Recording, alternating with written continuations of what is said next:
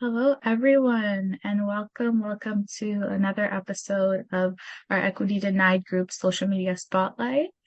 By now, you probably already know that my name is Janielle, and I'm the project coordinator for CWCF's JEDDI project. And today we are very happy and excited to have Melissa Graham here from MLPD, and I will allow her to introduce herself briefly. Hello, everyone. It's great to be here today. My name is Melissa Graham. My pronouns are she, her, and I'm the executive director for the Manitoba League of Persons with Disabilities.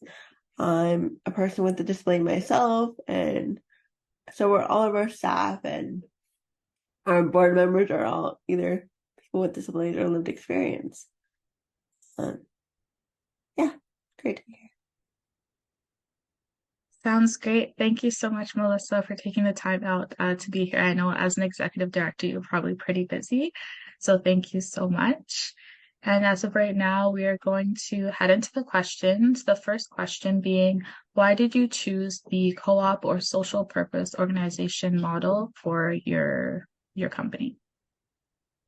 So the Manitoba League of Persons with Disabilities, or MLPD, has had a social enterprise project for about 5 years now. It's our accessibility consulting services. Primarily, I think the reason the organization went into it was we needed a way to bring more funding in an organization into the organization that allowed us to practice our values and in terms of creating more accessibility and inclusion in the community. Um, I think what we realized also is that it provides a great opportunity for our members and people with disabilities in Manitoba to really develop meaningful relationships with the organizations and businesses that choose to work with us. And it becomes a much more meaningful project than it would if it were funded perhaps through a grant that we have. There's a lot more intention behind it.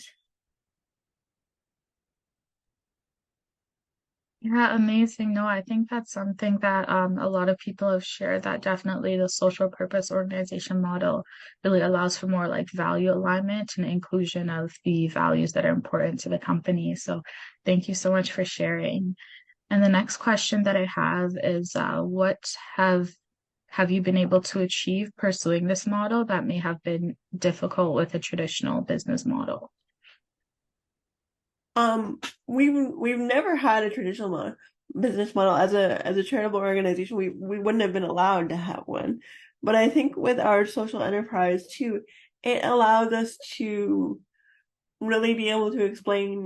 We pay people like meaning meaningful rates for the work that they provide us. Um, with our social enterprise project, we hire people to act as accessibility reviewers in community, whether that's people who want to go do like a physical accessibility review of a physical space, like a museum or say someplace like uh, an attraction, or whether that's reviewing a website. So we bring people in that have the skills and knowledge to do that. And I think one of the things about our social enterprise model that's so important to us is that we pay people fairly and that we can explain that to people that come to us for our services, that is reflected in our pricing, what we do in terms of making sure people are paid fairly for their knowledge. Also, it allows us again to really reflect values in our work, to really create relationships and explain why things are why certain aspects of accessibility are so important to us and inclusion.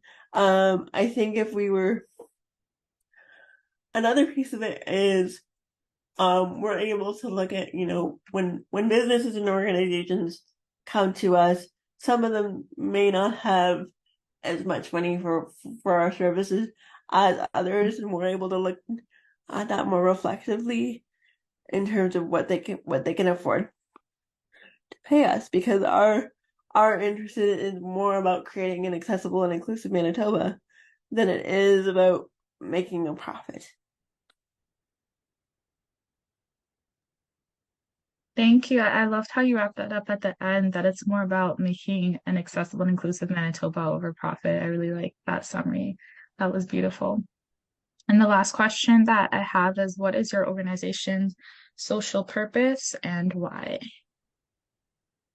So our social purpose as MLPD has probably shifted over the years. The organization's been around since 1974. And back in those days, conversations around accessibility looked quite different. It was about people chaining themselves to buses and having protests. And there is still a place sometimes to rally and organize in that way in activism. But I think now it's more focused on like building those relationships to create greater access and inclusion from Manitobans. The accessibility for Manitobans Act is one of the tools that helps us to do that, and by setting requirements for businesses, and the Accessible Canada Act as well. But we aim to go beyond just the standards set by the country and the province, and really create those conversations and spaces for meaningful access to happen. Well, that sounds so wonderful, and it's nice to see how sort of like your organization's mandate has transformed to fit the times. So that's a really lovely thing. That's it today. Thank you so much, Melissa, for taking the time out once again to join us. I really do appreciate it. And to our audience, thank you so much for tuning in once again. Hope you learned something and you're seeing all of these members of individuals within equity denied groups leading out within the social purpose organization, social enterprise co-op sector. Think about it. Why not you? Thank you. Thank you.